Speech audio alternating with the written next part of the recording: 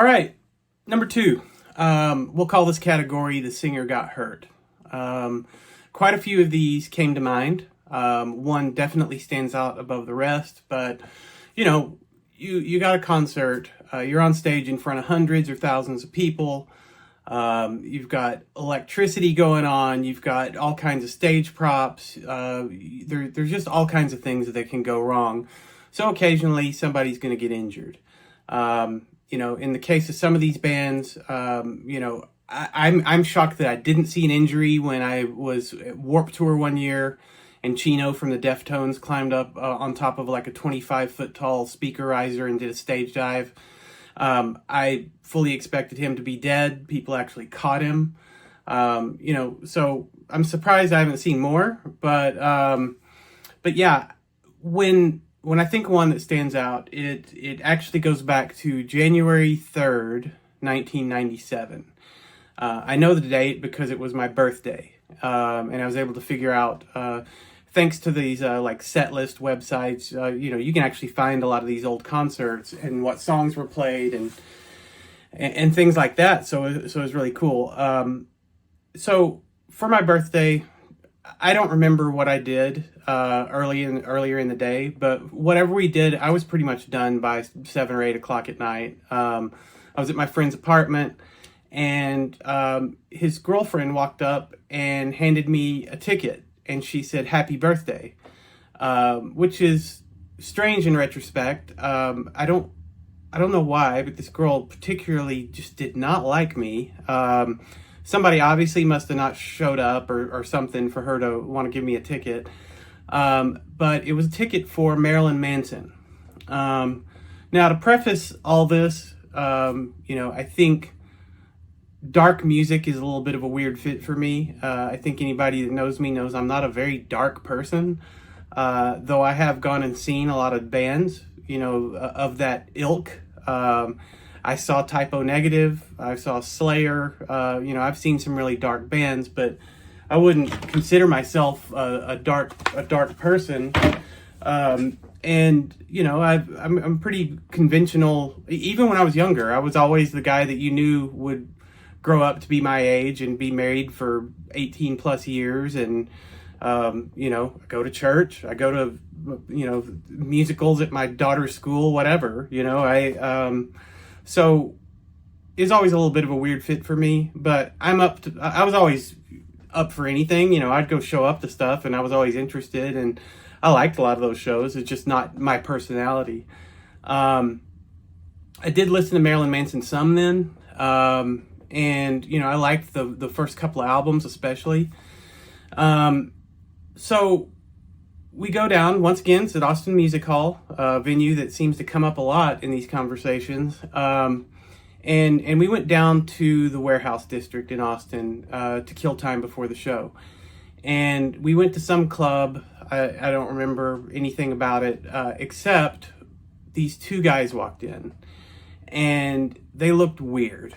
And for you to really stand out as weird in Austin is weird because, it's a place that really prides themselves on it. I mean, it's in the town's, slogan, keep Austin weird.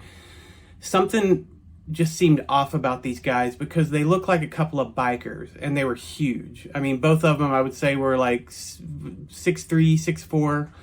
These two guys look like they were from Central Casting, from Sons of Anarchy. But they were wearing black, like, lacy dresses and makeup. And it just didn't fit their overall vibe. And they were up at this bar and they were getting drinks. But I remembered looking at them. And I was like, man, something's off about them. And so fast forward to the show, we go in and Marilyn Manson comes on, and it was actually a really impressive show. I think that was what I would consider Marilyn Manson's prime, the heyday. I know that there was a lot in that album about like fascism, and he had a crazy like 30-foot podium that he got up on. looked kind of like Hitler, and there was all these like colors, color scheme with the backgrounds. I mean, it was a pretty impressive show, and I would say at some point, I'm just standing there with my friends, and somebody walks up behind me and gives me like a little chicken wing in the back, like I get an elbow, and these guys just push through like really rude, and immediately I'm kind of like, hey, and then I realize I see it's those two guys, and I immediately are like, oh, okay, because these guys look like they could squash me in a second. Like, I mean, these guys looked, for two guys in lacy dresses, they look like they could tear me up pretty fast. And so I just shut up, and they're now standing in front of me, and it seemed very coordinated because both of them reached up underneath their skirts and pulled out a bottle of beer. They both opened it at the same time. They downed it at the same time. And as soon as it was over, they took a step back and they threw their bottles at Marilyn Manson. And, one of them, I don't know where it landed, but the other one you see come, and it hit Marilyn Manson right in the face, right in the teeth. And he screams, screams an expletive, and then storms off stage. And then this kind of music bed starts playing. That was kind of what they played at the very beginning of the show, of just this kind of keyboard music. And it goes on for, I don't know, 15, 20 minutes. We're just standing there like, is it over? Is he going to come back out? And finally, he comes back out, and they continue the show, but he's pissed, and he's saying, somebody just broke out his tooth. He's like missing a front tooth. And, I was impressed that he came back out, and finished the show. A lot of people made fun of him. I know the Austin Chronicle was laughing about it because he'd been up there. One of the weirder moments for me, he like cut himself on stage in that same concert. And, had this look on his face like, oh, I like it, and all this stuff. And then, somebody hits him with a bottle and he left the stage. I'm sure that hurt a lot. Austin Chronicles making fun of him, saying pain's a lot of fun until somebody gets hurt. Crazy show. And I have to say it was impressive that he got back up there.